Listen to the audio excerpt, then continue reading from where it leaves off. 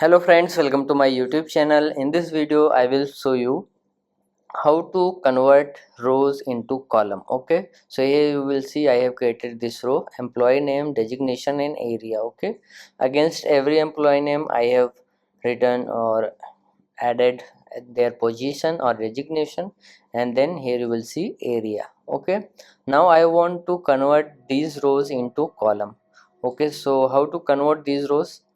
So what you have to do is there is a function named transpose. Okay, and when you convert this column or these rows into column, you will see all these rows or all the employees name with their designation and area will be written at the same cell or parallel same. Okay, cell. Okay, so how to do it, how to convert that column into rows? What you have to do, you have to, I am going to convert this that rows into column in next sheet. You can convert in the same sheet.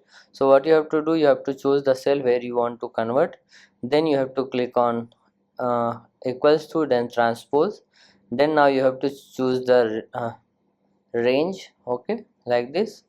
Then here you will see form in formula bar, you have to just bracket close, and now you will see all that rows have been converted into the columns. So like this you can convert rows into columns. So if you like this video, please like my video and also subscribe my channel for more videos like this.